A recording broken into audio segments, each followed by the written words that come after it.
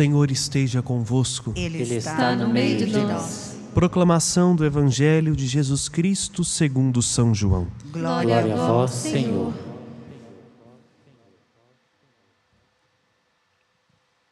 Naquele tempo disse Jesus a seus discípulos: não se perturbe o vosso coração. Tendes fé em Deus, tendes fé em mim também.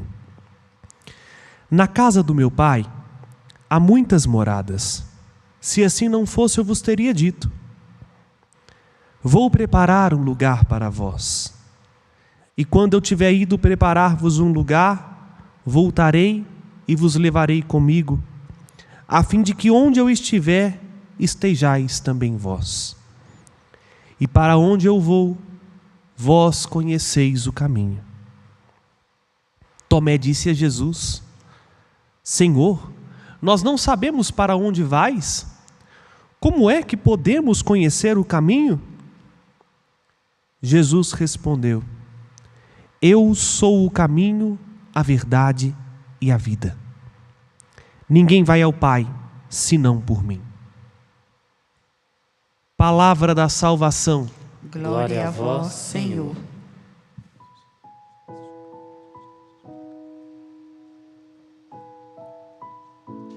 Irmãos e irmãs, recordamos na solene liturgia deste tempo pascal esta verdade que o apóstolo Paulo testemunhou em Antioquia. O que o Pai prometera, ele cumpriu no seu Filho. E a ressurreição de Jesus é a prova final e absoluta de que tudo aquilo que havia sido dito pelos profetas, o Cristo levou à plenitude ao vencer o pecado e a morte. Por isso nada mais há para temer, nada mais existe para nos roubar a esperança. O Cristo ressuscitou, e isto não é uma ilusão. Se permanecermos com Cristo, com Ele viveremos. E é justamente nesta perspectiva litúrgica que agora nós vamos ouvir o testamento de Jesus, como gosto assim de dizer, a partir do Evangelho de João. Desde quarta-feira nós começamos ou adentramos com Jesus no cenáculo e vamos ouvir de quarta desta semana até o dia de Pentecostes estes capítulos que dizem respeito à última ceia no Evangelho de João. Vale recordar que o que os outros evangelistas disseram em poucos versículos, João detalhou em quase 5 capítulos. E é justamente isso que nós vamos agora ruminar. Esta é a melhor expressão que me vem. Nós vamos saborear intensamente. E vejam, depois de lavar os pés dos discípulos, Jesus anuncia o mistério da sua paixão que está iminente e o mistério da traição. Se ponha no lugar dos discípulos sentados à mesa com Jesus. Um clima de alegria, onde era celebrada a memória da libertação deles da escravidão no Egito, agora se transforma num clima de tensão. Jesus conseguiu dar uma pitada de sal a mais na última ceia para os discípulos. Porque primeiro, não só ele vai os deixar, ele deixa muito claro isso no Evangelho que nós ouvimos ontem, e vamos prestar atenção agora em toda a narrativa até o dia de Pentecostes. Ele deixa muito nítido para os discípulos que ele não estará mais agora com eles todos os momentos como estava até então. E mais, deixa bem claro que não estará com eles porque vai entrar na morte, e esta morte é fruto da traição de um deles. Qual o sentimento que brota num coração diante disso? Primeiro, porque não há muito o que duvidar. Tudo que ele havia dito cumpriu-se. Por que nós agora não vamos dar crédito nisso que ele diz dele mesmo? Mas em segundo lugar, quando nós perdemos de vista um horizonte que para nós já estava muito seguro ou muito certo, aquilo é como que puxar o tapete debaixo dos nossos pés, né? Conheço pessoas que, diante da frustração de um sonho não realizado ou realizado de um modo não como elas esperavam, não conseguiram reconstruir as suas vidas. Os discípulos tinham um horizonte e nesse horizonte competia, sei lá, para cada um conforme as suas limitações ou mesmo expectativas, mas era para ser percorrido com Jesus. E agora Jesus diz que Ele volta para o Pai. Agora a palavra que o Senhor dirige para consolar aos discípulos é a palavra que Ele dirige para mim e para você hoje. Não perturbe o vosso coração. Crede em Deus, crede em mim também. Num mundo cada vez mais agitado, parece impossível não nos perturbar com alguma coisa. Cada hora uma novidade mais avassaladora do que outra, né? Parece que se a gente quer ter paz, a gente tem que viver escondido do mundo, porque se ligamos a televisão, chove na nossa sala um monte de notícia que não nos agrada. Se adentramos as redes sociais, deparamos-nos também com coisas que podem roubar-nos a paz. A lógica de Jesus é contrária deste mundo. Não perturbe o vosso coração, é o pedido de Jesus. Não perturbe o seu coração frente à enfermidade, frente à doença, frente aos tratamentos que tem que fazer por sua saúde. Não perturbe o seu coração frente à crise econômica, frente ao desemprego, frente à fome, frente ao sofrimento. Não perca a paz da sua alma frente a nada, nem ninguém, porque Ele está junto do Pai. É esta a segurança que Jesus dá aos discípulos. Eu vou não para me afastar de vocês, mas para estar ainda mais unido a vocês. Vou para preparar-vos um lugar. Qual o lugar que o Cristo nos prepara? O lugar da comunhão eterna com a Trindade. O lugar da vida e vida em plenitude. Vida que não termina com a morte, vida que não é assaltada por qualquer infortúnio. Vida e vida em abundância. É o prado verdejante que o pastor conduz a ovelha. São as águas repousantes que Ele dá de beber a quem o segue. Este é o lugar que o Cristo foi nos preparar. Mas, para termos esta paz, é necessário apenas uma condição: ter fé. É como se Jesus estivesse insistindo agora com os discípulos, e quando eu falo com os discípulos, eu não estou falando só dos 12, e nem dos que estavam ao redor da mesa com eles, estou falando de mim, estou falando de você. A insistência é esta: tendes fé em mim. Por que custa nos acreditar, né? Aliás, eu vou até fazer uma outra pergunta: o que custa-nos acreditar? Talvez porque nós estamos sendo cada vez mais induzidos de que a fé é coisa imbecil, desculpe-me tamanha franqueza, de que a fé é para os ingênuos, para os incultos, porque quem estuda, quem tem diploma, quem é grande, não precisa da fé. E aliás, este fermento de incredulidade adentrou inclusive a estrutura da igreja. Hoje em dia, não é mais condição sine qua non encontrar um cristão que tem fé. Num passado não tão distante, falar em ser cristão implicava em crer, de fato, dar o assentimento do coração a Jesus. Hoje não. Muitos se dizem cristãos, mas não creem no Cristo. Fazem do cristianismo um prolongamento de uma ONG, de uma organização não governamental, sem fins lucrativos, visando simplesmente um bem social. E não entende que o cristianismo é muito mais do que isso. É o dar do seu coração para o Senhor. Crês nisto? Ao longo de todo o Evangelho de João, essa pergunta volta como um refrão. E aqui me vem à mente nesse momento, quando Jesus vai diante de Lázaro, para ressuscitar Lázaro, reanimar Lázaro, e Marta faz todo aquele desabafo, e Jesus termina perguntando para Marta a mesma pergunta que insistentemente ele faz a nós: crês isto? Crês em mim? Porque quem crê no Filho, nós ouvimos o Evangelho de ontem, crê no Pai, naquele que o enviou. Porque a gente não chega ao Pai senão pelo Filho. Não tem outro caminho para conhecer a intimidade de Deus se não for crendo de todo o coração em Jesus. Eis um desafio, meus irmãos e irmãs.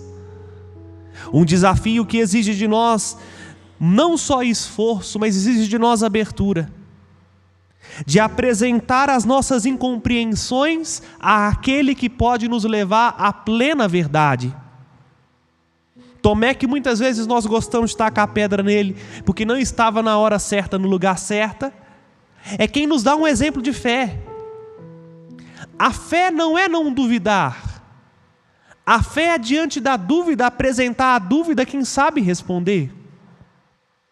Porque Jesus diz: olha, eu estou falando, acreditam em mim, eu vou voltar para o Pai, não é para abandonar vocês, mas é para que onde que eu estiver, vocês também estejam junto comigo. Aí não tem como mais separar. A humanidade não mais se separa de Deus, porque Deus e o homem é um só em Jesus. Deus é plenamente homem e o homem é plenamente Deus. Onde o Cristo está, a humanidade está com Ele.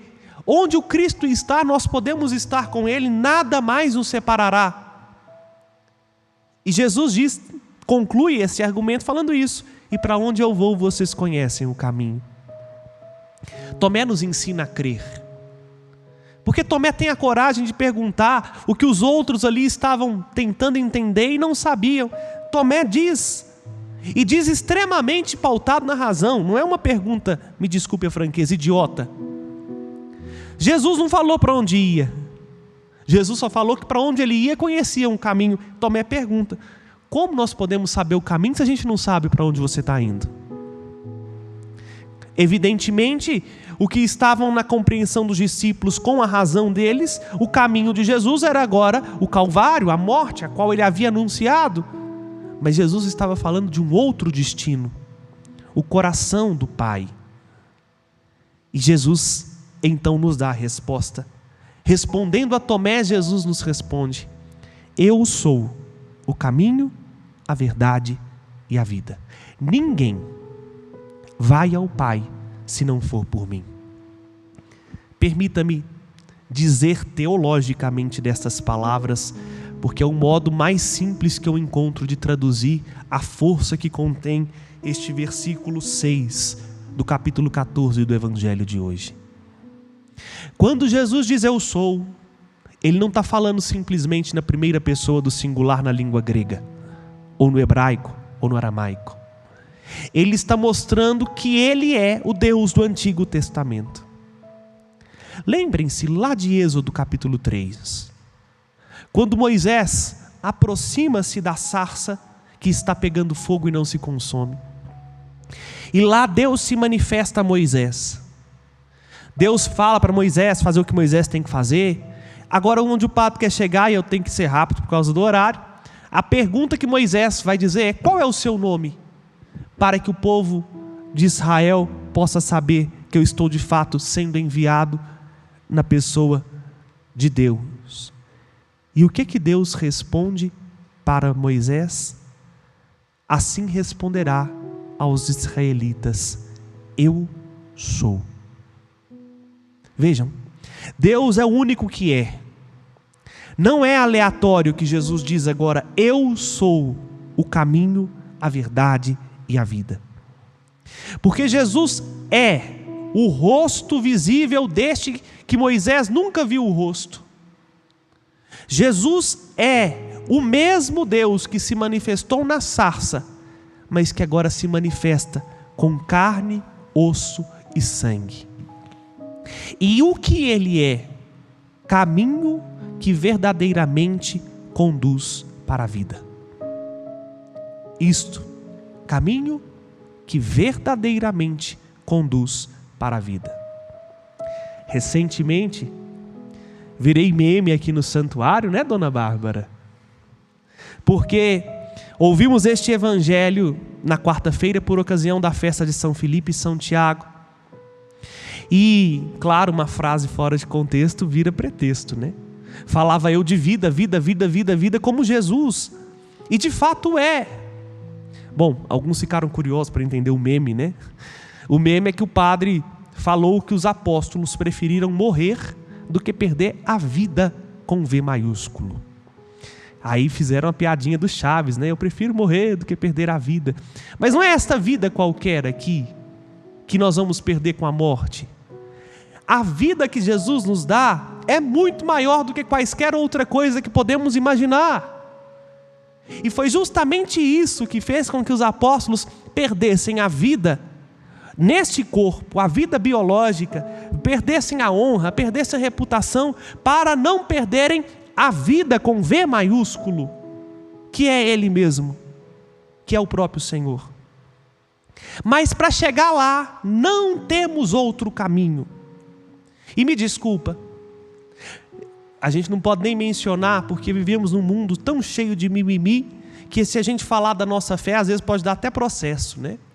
Mas não existe outra religião que nos salvará, porque o único caminho que leva para Deus é Jesus.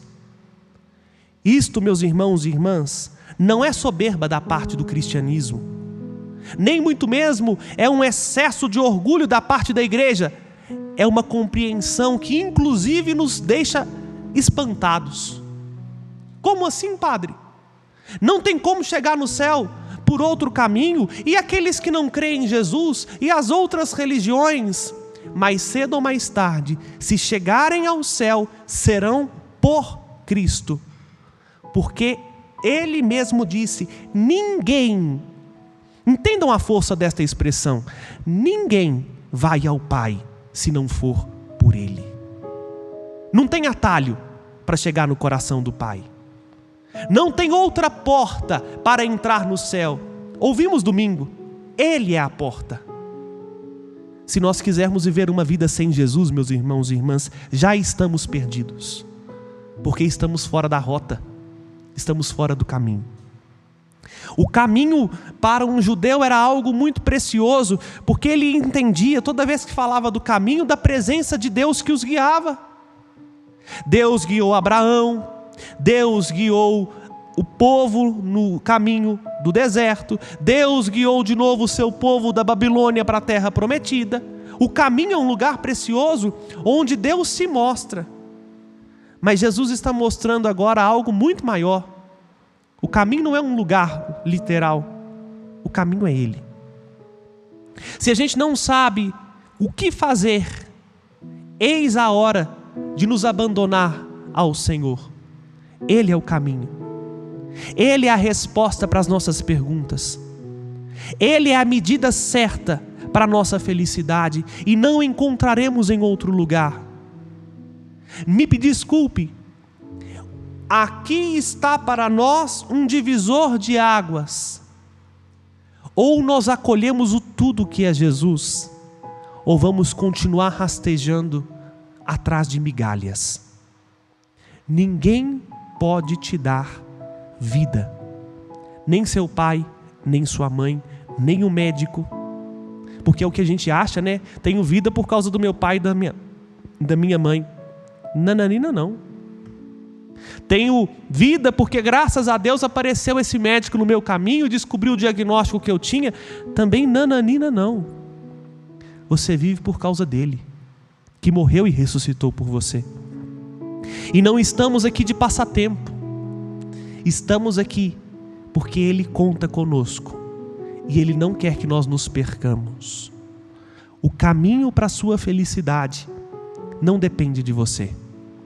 O caminho da felicidade é uma outra pessoa, que não está distante, está próximo, está mais dentro de você do que você mesmo. Este caminho é Jesus.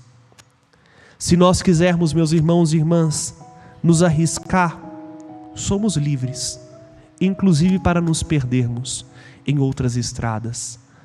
Mas aquele que quer chegar ao lugar onde sabe que o coração encontrará repouso, não se preocupe, o único caminho é o Cristo. O caminho, a verdade. Por que a verdade? Ora, e aí eu vou dizer de novo, não é intolerância religiosa, é compreensão daquilo que cremos. Qual outra religião? Deus com D maiúsculo, o único por quem todas as coisas foram feitas, desceu do céu e se mostrou. A verdade é Jesus. Não existe um relativismo, onde a verdade minha é diferente da verdade da Gorete, diferente da verdade do Gustavo, diferente da sua verdade. A verdade para nós é uma pessoa, é Jesus, e tudo que foge de Jesus é mentira, porque Ele mostrou-nos a verdade. Vejam, vocês podem duvidar de muitas coisas, mas tem um dado objetivo que agora vocês conseguem ter, ao menos como um ponto de partida. A minha pessoa aqui. Podem estar interpretando do jeito que quiserem o que eu estou falando, ou nem ouvindo, mas o dado objetivo é, o que está aqui diante de vocês, nenhum dos que estão aqui ou pela TV podem negar. Por quê? Não depende de vocês. Não é fruto da cabeça de vocês, não é fruto de uma interpretação de vocês, está aqui. E o que está aqui vocês podem ver, ouvir, tocar, tem um ponto igual. A verdade é Jesus, porque Ele desceu do céu nos mostrando o caminho para lá. A gente não inventou, a igreja não sentou em concílio e falou, vamos agora inventar uma religião, uma liturgia, uma moral, uma ética, uma Bíblia. Não. A igreja simplesmente olhou. A igreja simplesmente viu. E não tem como negar. Ele se encarnou. Ainda que você não creia no dogma da encarnação, na ressurreição, não dá para negar a historicidade de Jesus. Vejam, estamos diante de um ponto de convergência. Esse rapazinho existiu de verdade na nossa carne. E aí? Nós temos duas opções. Ou cremos que Ele é Deus, e se crermos que Ele é Deus, aceitaremos a vida no seu nome, ou vamos insistir em ver Jesus simplesmente como mais um filósofo, revolucionário social, psicólogo, enfim, o que você quiser dar para Ele, e perdermos o que Ele realmente é, vida. A ressurreição se escancara para nós como porta de salvação. Basta que creiamos naquele que o Pai enviou para nos dar a vida, a alegria. Louvado seja o vivente, nosso Senhor Jesus Cristo. Para sempre seja louvado. Apresentemos ao Senhor nosso Deus as nossas preces.